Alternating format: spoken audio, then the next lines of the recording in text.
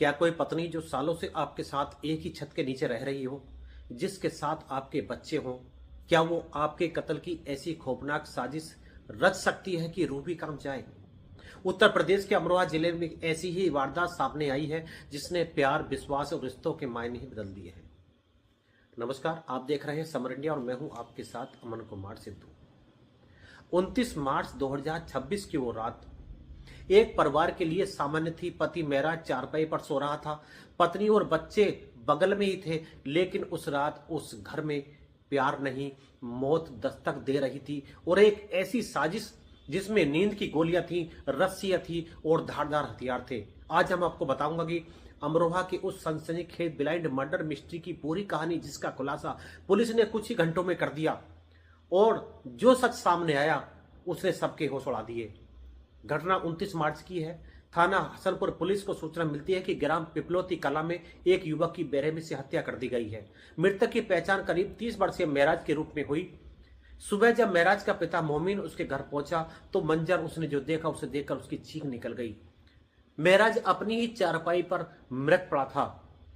हत्या का तरीका बेहद क्रूर था। हमलावर ने किसी अज्ञात धारदार हथियार से महराज के गले, पेट, दोनों हाथों में, पैरों पर कई वार किए थे। खून से पूरी चारपाई लाल हो चुकी थी। और इसी पूरे खौफनाक दृश्य का सबसे हैरान करने वाला पहलू यह था कि उसी घर में दूसरी चारपाई पर महराज की पत्नी रूही उसी के साथ दो बच्चों के गहरी नींद में सो रही थी। जब महराज के पिता ने स्वर मचाया तब जाकर रूही जागी। ये बात पुलिस के लिए शुरू से ही सबसे बड़ा सवाल थी कि इतना बड़ा कांड हो गया और बगल में सो रही पत्नी को भनक तक नहीं लगी। मामले की गंभीरता को देखते हुए पुलिस अधीक्षक अमरोहा ने तुरंत एक्शन लिया और एक विशेष टीम गठित की गई और पुलिस टीम तुरंत घटनास्थल पहुंचती और फॉरेंसिक टीम ने सारे साक्ष्य जुटाए। सबसे पहले मृतक के शव का पंचनामा भरकर उसे पोस्टमार्टम के लिए भेजा गया और पुलिस ने मृतक के पिता मोमिन की तहरीर पर अज्ञात हमलावरों के खिलाफ हत्या का मुकदमा दर्ज किया। लेकिन तफ्तीश के केंद्र में थी महराज की पत्नी रूही।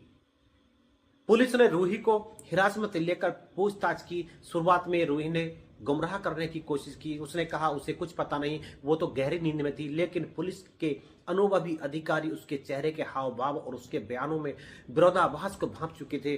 और एक पत्नी जिसके पति का गला उसके सामने काटा गया हो, वो इतनी शांत नहीं रह सकती। और पुलिस ने जब सख्ती से पूछताछ की तो रूही का झूठ ज्यादा देर तक टिक नहीं पाया। आखिरकार रूही टूट के उसने जो सच उगला, उसने पुलिस के भी रोंगटे खड़े कर दिए। रूही ने कबूल किया कि उसकी शादी जबरदस्ती से हुई थी और उसका पिछले 5 साल से एक युवक के साथ प्रेम प्रसंग चल रहा था।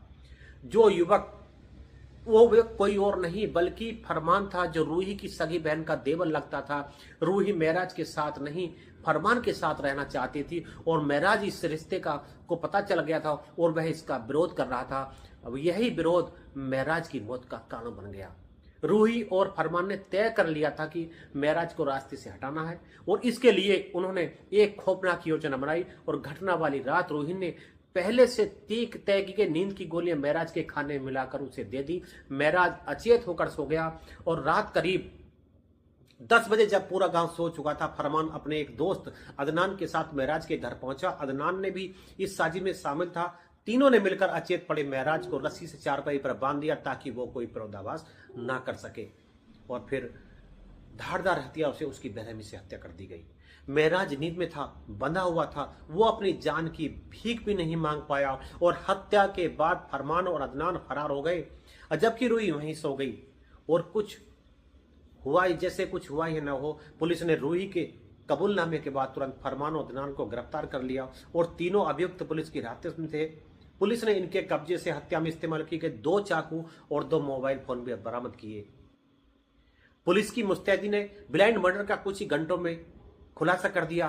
वो पत्नी जो पति की रक्षक होनी चाहिए थी, वही भक्षक बन बैठी। और ये घटना प्यार के नाम पर की गई एक ऐसी बीभत्स क्रूरता है जो समाज के लिए एक गंभीर चेतावनी है। तीनों अभियुक्तों को न्यायालय के समक्ष प्रस्तुत किया जा रहा है, जहां उन्हें किए की सख्त से सख्त सजा मिलेगी। और महराज की मौत ने एक परिवार को तबाह कर दिया। उसके पिता ने अपना बेटा खोया और बच्चों ने एक पिता।